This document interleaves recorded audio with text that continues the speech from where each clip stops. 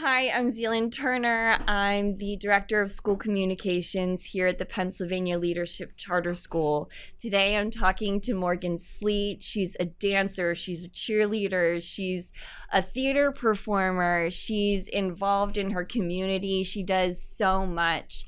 I'm excited to be chatting with her today. And this is Winging It.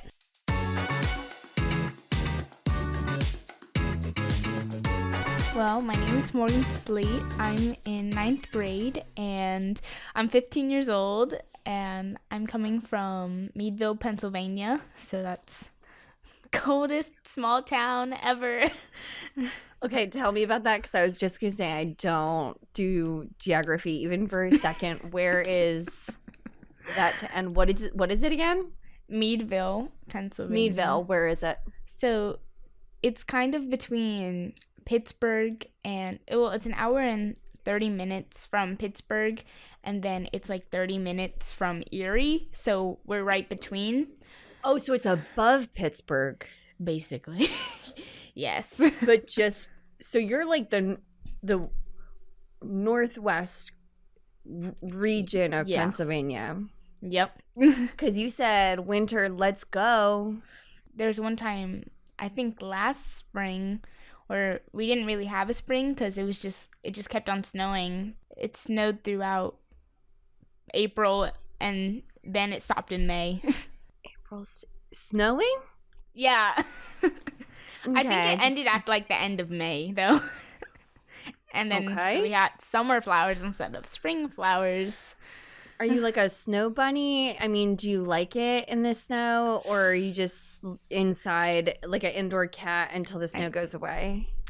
I'm pretty much indoor as far as my work schedule allows me, because I don't have lots of freedom outside of my work schedule. So if I could, I would go outside, and I have gone outside, but other than that, I kind of like to stay in here where it's safe and warm.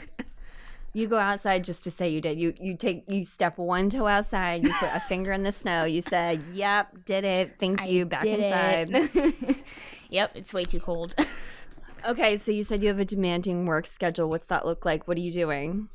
So basically every Monday, Wednesday, and Friday, I'm in virtual classes from 8:20 to 2:15.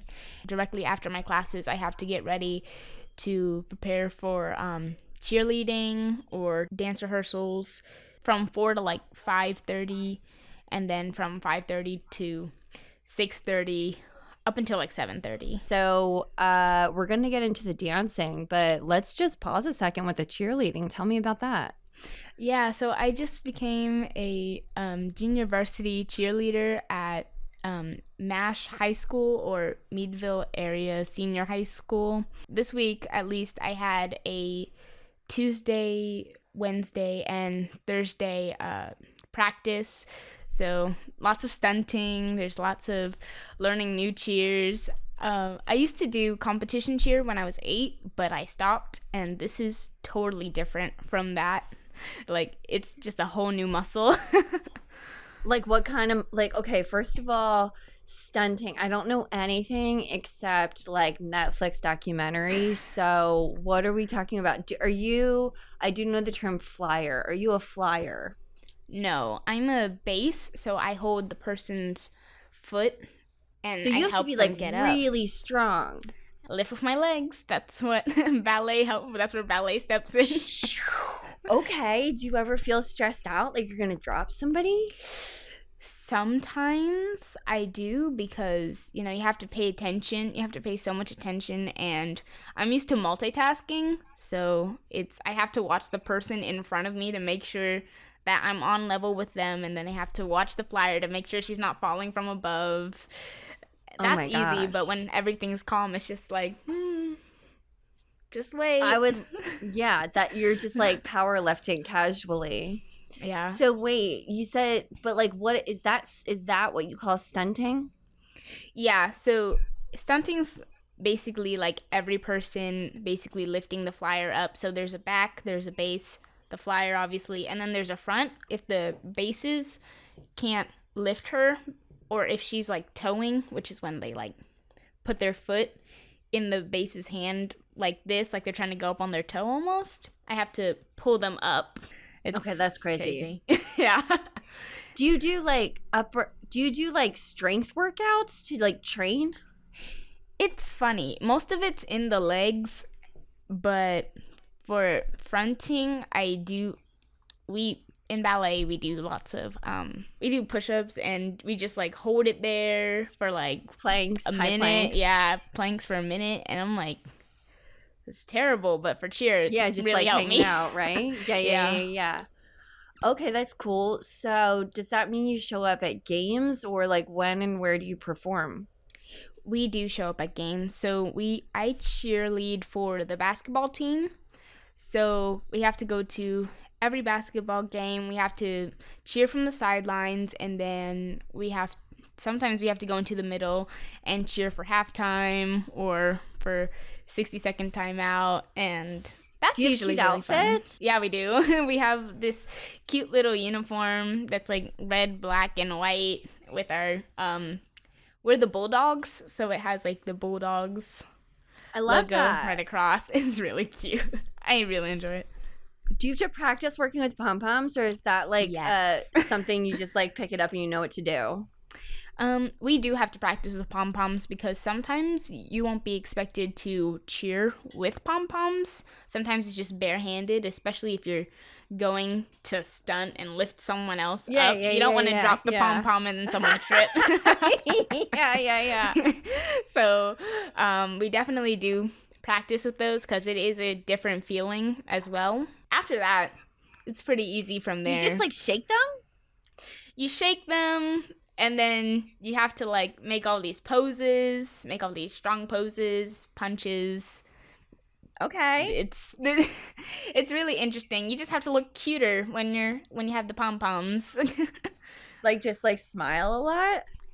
You smile a lot. It honestly hurts your mouth. It hurts your cheeks. Yeah.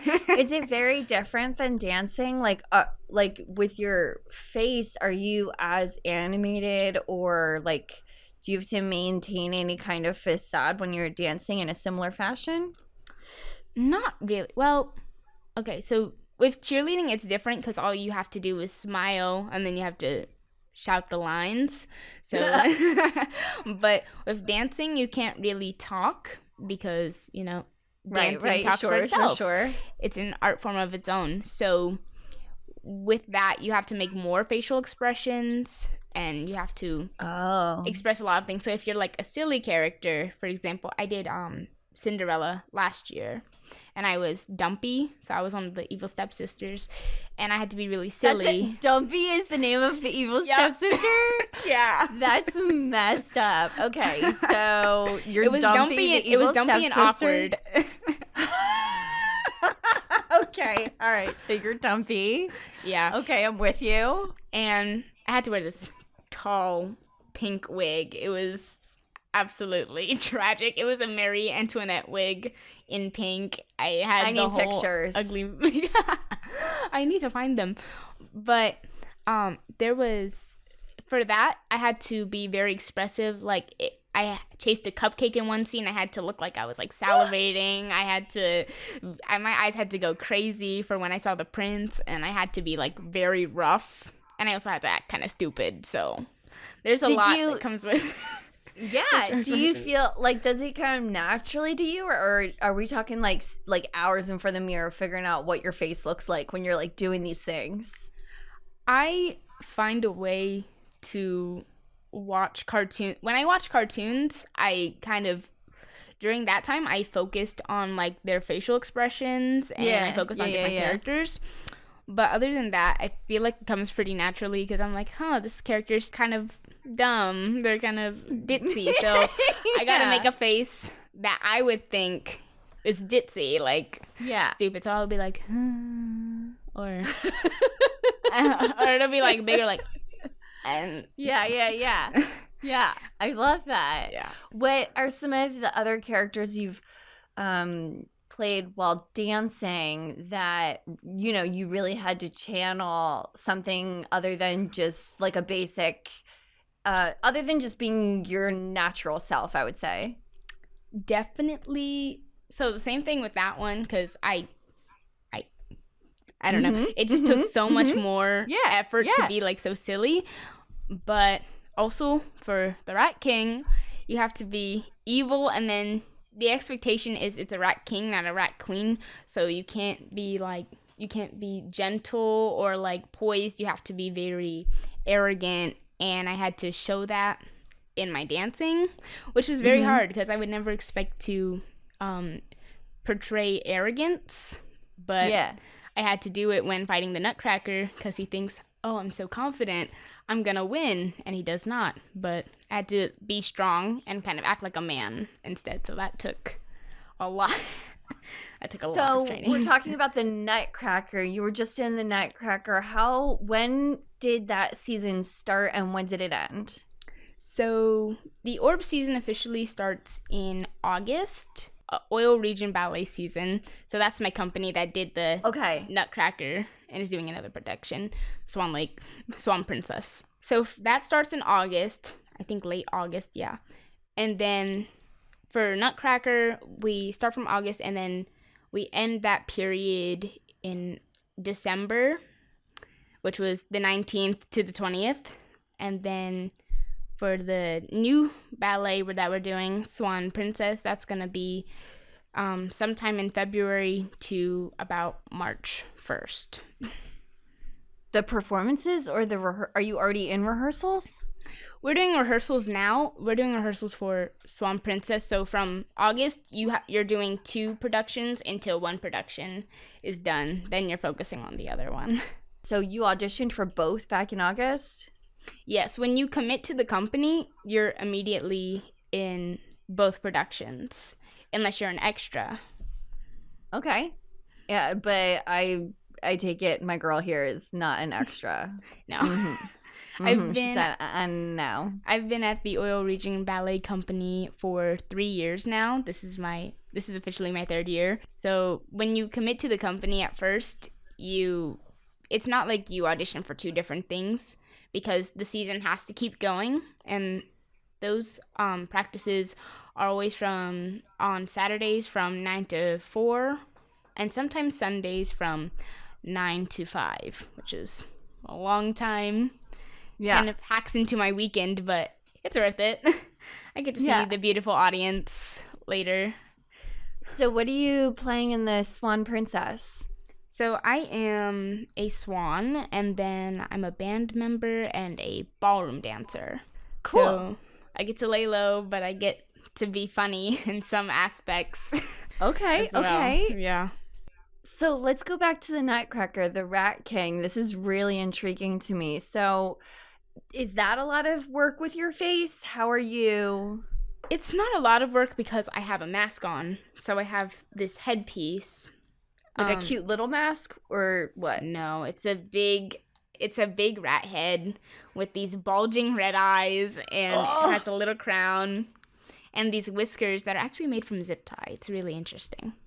Okay, pretty cool. But like, wait a second, like how big of a headpiece are we talking? Like a helmet? Yeah, it's there's a baseball cap inside, and then it covers your whole face. So it's this big. Whoa. Where you can only see like this much of your neck if you lift your head a little bit. So it's like a full-on mascot. Yes. like that size, right? Basically, yes. And then the nose comes out to here, so you have to be very careful when walking backstage. Like you're telling me the nose comes like a foot off of your face. Basically, like this this much. Yeah. Yeah. So I'm thinking like, whoa, like do you have to like? It's heavy. Yeah, I'm just exploring my head here because I'm like I can't. And I have worn a mascot head one time. Mm-hmm. It was at an event for our school, and I tell you what, I lasted 1 hour. Okay, 1 hour, and then I was like, okay, I'm pretty much a pancake. So, and I feel like I had neck cramps and like shoulder cramps for like a week. So I just am blown away at what you're telling me right now. I mean, I will admit it was so hard, especially because at first learning the choreography without the headrest is pretty easy because the mask because you have no weight on you, and then you get to do so much more. You can jump higher without any weight. You can fight harder. But then I have a mask that kind of limits my vision because the eyes are here, but the vision's all around here, so it's everywhere else. So you can only see out of like the eye holes. It's not the eye, but like with mesh, right? There's mesh, yes. Where does it line up? Is it like the cheeks? Is it under, like, because it's like the head is bigger than your head, so your eyes aren't where the eyes are. Yep. So is it the mouth? Where do you look? I look, so this part of your eye, so this is the eye, and then these are the slits where I look out from. So it's kind of like the cheek, and especially because I'm shorter than the person who actually wore it before me, it was falling. So I had to look like down. This thing was not even designed for you, and you were like, let's go. It used to be 2 men, and then we lost one. So because he was doing another production. So I was the understudy last year for the Rat King, and then this year I became the official Rat King, which was kind of interesting because That's crazy. I'm way shorter than him. We worked really well together. Granted, it took a few months, but it worked out. The mask stayed on my head. It didn't fall off. That was good. I felt very good about that. All I really cared about, though, was that we danced together. We danced in sync. No one forgot anything. Our masks stayed on our head because he had a Nutcracker mask on, too. That was huge. Oh my gosh, what if you guys collided? I can't even. There were some times where we did collide, and we had to change choreography because I was originally supposed to lift him up, and there was a time I think my nose bumped into his head, so my nose was like in his cheek, so we had to change it a little bit where I just swung him to the ground. So oh my gosh. You must be crushing calories like nobody's business. How do you keep up with yourself? Ooh, I eat more than I think I need to, and then I kind of just keep working through. I just eat randomly. And I get so hungry afterwards, and it's kind of terrible because our lunch period is like 12:30, and then it's like 12:59, you have to go back into it. I'm just like, I need more. I need more. Yeah. What's your favorite go-to food when you're just like in the middle of practice, you're so hungry, you're just like, I need my favorite food right now? I'm always interested in a sandwich and some chips because then I can eat, I can watch my videos, I can rehearse because we have this app called Band, and that helps us watch what had happened the last week or the past few weeks, and it helps us keep up with our rehearsals. So per se, if I wasn't there and they were learning a new dance, they'd record that dance and then they post it on the website so I can go there and learn my dance for the next week when I show up. Are you watching, like, even if you did go, so that you can watch how it went and make adjustments? Yeah, I do that. Usually after you learn it, you don't go back to it. So I make sure I'm on top of things. Yeah. That sounds kind of like how I imagine football. Again, anything that I know from these things is like, I don't know, like an HBO documentary, but they're like always taking out their iPads and reviewing plays and just being like, wait, what was that? And like, what do I need to like remember or do different or that sort of thing. So, I mean, I feel like dancers don't get a ton of credit for being athletes, but it is definitely athletic. It is definitely a full-blown sport. I mean, it's crazy. It is crazy, and I totally agree with you. Like, I feel like people, when they think of ballet, they say, oh, you just twirl on your toe. It can't be that hard. We are wearing, when in reality, I didn't wear any point shoes for the Nutcracker because I was mostly in boots or character shoes, which are like heels, and ballet flats. But for the dancers that are in point shoes, they have to do like 5-minute dances, 7-minute dances in these shoes that are basically built up of cardboard, wood, and glue, and that's it. And they're standing on their tippy toes, dancing for the audience and making it look easy. And you wear those shoes sometimes too, like maybe not for Rat King, but like you do point, right? Yes, I have to do that for Swan Princess, and I have a 7-minute dance, and then I have, I think, an 8-minute dance and a 6-minute dance and 5. They're very high. And then you're always dancing, so there's no breaks. Are your feet so messed up? Apparently they're not as messed up as they could be because I went back to wearing, we have this protectant called like a toe pad.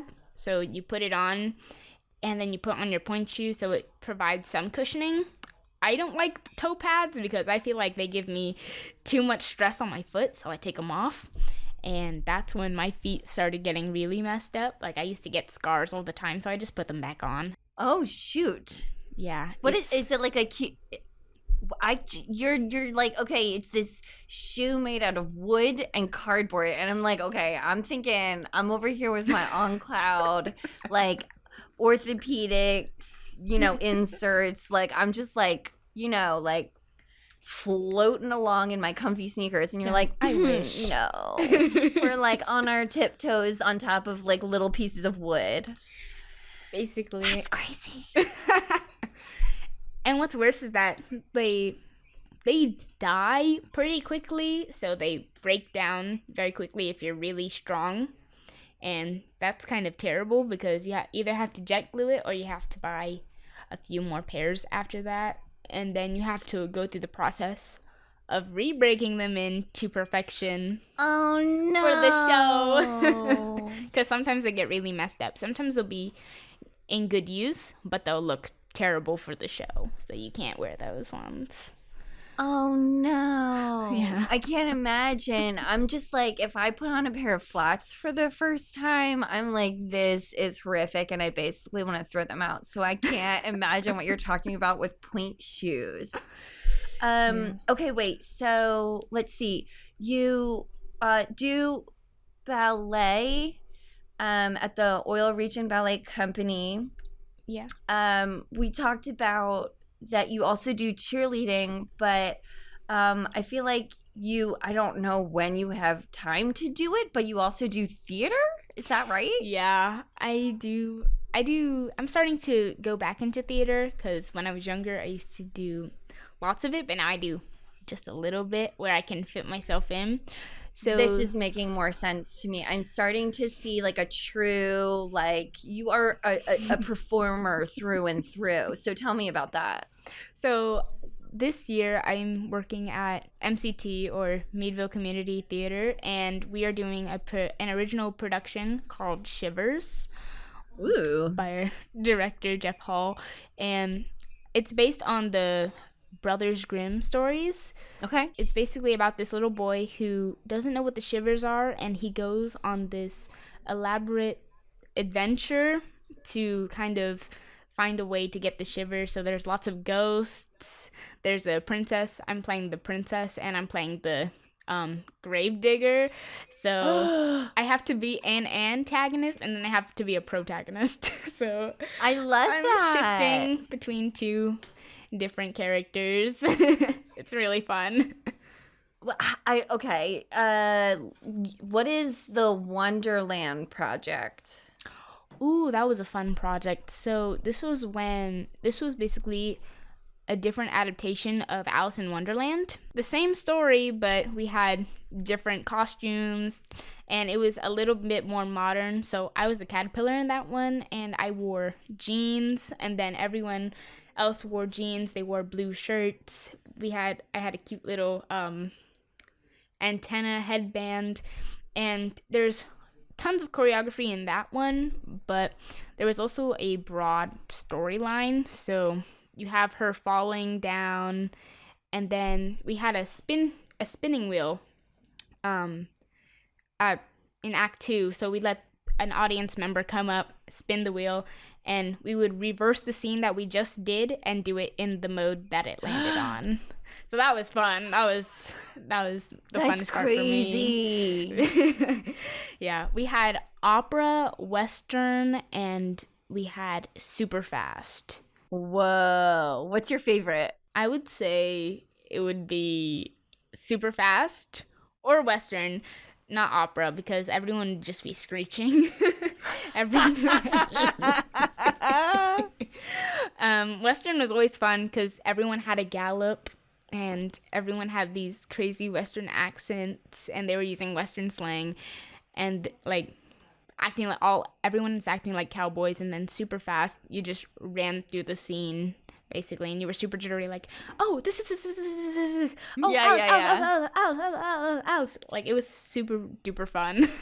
Okay, wait, how do you, are these at different times of the year? I'm just trying to get a grip on when you have time to be a cheerleader, a dancer, a theater performer. What? So sometimes, along with the dancing at Oil Region Ballet Company, I do dance at Allegro, so that's where I do more training. But I do tell them there that I have to that I cannot be there because I have to do shivers and I have to do cheerleading practice. So cheerleading ends in February and then shivers ends in March. So right after shivers I get to come back to Allegro and do their Alice in Wonderland because they're also doing Alice in Wonderland this year. And then I'm also the caterpillar in that, so that was fun. And then I do hip hop as well, so my Wednesdays and Thursdays are pretty much claimed. Okay. All right. Okay. Is pineapple on pizza delicious or a crime? It's delicious. Are you kidding me? I just tried it last year and I can't get over it. Oh, yes, I love that. What's your favorite pizza topping? So I traditionally get Hawaiian pizza all the time now. So okay. Give me the pineapple, the ham, the peppers, and the bacon. I'm all for it. Yes. Okay, I love that. All right, what's better, pancakes or waffles? I like waffles better. I like a crunch. Ooh, if stuff is too soft, I'll get kind of disgusted because I also like to top it with like whipped cream, and I feel like that'll make it soggy. So I prefer a waffle at the end of the day. Turkey or ham sandwich? Ham sandwich. Okay, grape or strawberry jelly with your peanut butter and jelly? Grape jelly. I like it traditional. Okay, so like we're not going into any of the crazy jelly flavors. I tried strawberry. I did like it, but then when we got back to the grape jelly, I realized I just need my tradition. Mac and cheese. Do you prefer the microwave mac and cheese or the baked crusties on the top mac and cheese? The baked mac and cheese will win every time. Can you make mac and cheese? My mom makes it for me. Okay. Do you have a special meal that you are good at making yourself? Let's see. I can make a nice grilled cheese sandwich. Ooh, yeah. Tons of grilled cheese sandwich. I just learned how to make it with the mayonnaise on top so that it crusts more. Yeah. Okay, so you spread it with mayo and then you flip it and then it gets like the extra like crunchy? Yeah, and then it's actually the bread tastes so buttery and then you have the cheese. I like to mix cheeses sometimes if I have it. Okay. So I'll do like a white cheese, like a provolone, and then I'll do like a cheddar or American cheese. You mix it. Okay, so she wasn't joking. She's like big on her mac and cheese.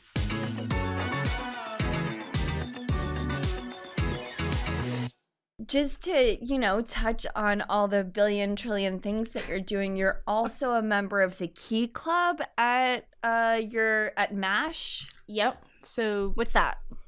Basically, the Key Club is this really fun organization where you kind of get to volunteer a lot. You get to do fun things. Like recently I did the blankets for a senior home, and we got to make cards for a lady who had just turned 100 years old. So that was super duper fun. and we got to make cards. You get to join in all of the fun little artsy crafty things, and it's really fun because the people there are super duper nice, and the projects are just so wholesome, and I love them so much because I feel like, hey, I'm really doing something for people here. Yeah. And it warms my heart to see that other people can benefit from the work I'm doing. That's wonderful.